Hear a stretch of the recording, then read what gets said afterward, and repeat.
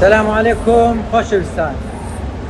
لە کۆتا خەتوەی سەفا و مەڕوای کە پارەمەوە لە خوای گەورە دەرم خوایە جان ئەوەی بەشداری میهرەبانی کردیە، خوایە جان لە دنیای تەعویزی بکەوە، لە ئاخرەتیش پێشوەچی قیامەتی زۆر زۆر زۆری بەنسیب بکەیت. خوایە جان میهرەبانی سەر بخەیت.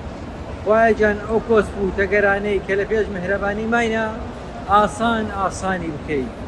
خوایە جان یارمەتی هەموو کەسانە بدەیت کەوا یارمەتی دەربووینە لە بۆ گەشەکردنی پرۆژەی میهرەبانی، ئەوانەی کە بەڵایک و کۆمنت، ئەوانەی کە شێریان کردی، ئەوانەی کە پارێنینە، ئەوانەی کە دەست بە دوعا بووینە، ئەوانەی کەوا پشتی ئیستیسماری پشتی قێریان کڕیا، ئەوانەی کە پشتی ئێمارایان کڕیا، ئەوانەی کە یارمەتی دەری دروستبوونی پرۆژەی بیمەی تەندروستی نازداران لە بۆ 2742 منداڵی یەتیمی نەخۆشی هەژار بووینە، پارەکانیان هینا گوتیان فەرمو ئەوە پارە خزمەتی یەتیمان بکەن، خزمەتی نەخۆشی هەژار بکەن.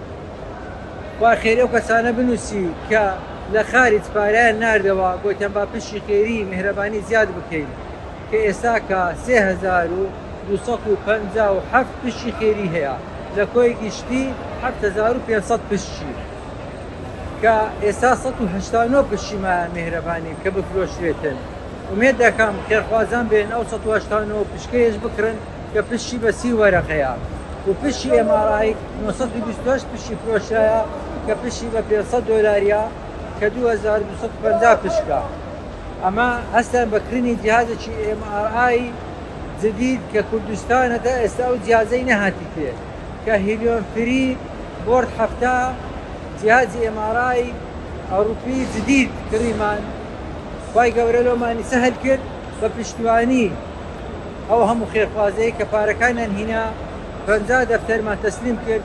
لە مانجی 12-20 دەفتەری کە تەسلیم دەکەین بۆیە کە پێویستە پشکەکان بفرۆشین تاوەکو داهات و سەرمایەی نەخۆشی یەتیمی هەژار زیاد بکەین لە جیاتی بابەکانیان کە ڕۆیشتینە ئەو منداڵە نازدارانیان بەجێشتیا کاتێک نەخۆش دەکەون دەرێن میهرەبانی هەیە، فەرموو میهرەبانی هەمووانە لە بۆ هەمووانە بە بێ جیاوازی خزمەتی هەموو یەتیمەکی هەژاری نەخۆش دەکەین، چارەسەری دەکەین لە پرچی هەتانی نۆچی، لە شروع بەچی تا عەمەلیاتە چی لە ئاشکاندنی 150 لۆ هەیە.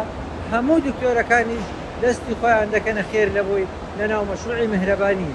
میهرەبانی مەشروعێکی شەفاف و ڕاست و پاکە کەوا هەموو شتەکانی دیارە، بۆیە کە ئەلحەمدولیلا ڕۆژ بە ڕۆژ میهرەبانی لە گەشەدایە. ئەتویش وەرە ئەنتا مەجالە وەرە خۆت بکە شیریک لەو خێرە گەورەی، چونکە میهرەبانی وا سەری خستیە. میهرەبانی بە کەس ناڕوخێ، میهرەبانی لا خەوفون عەلەیهی.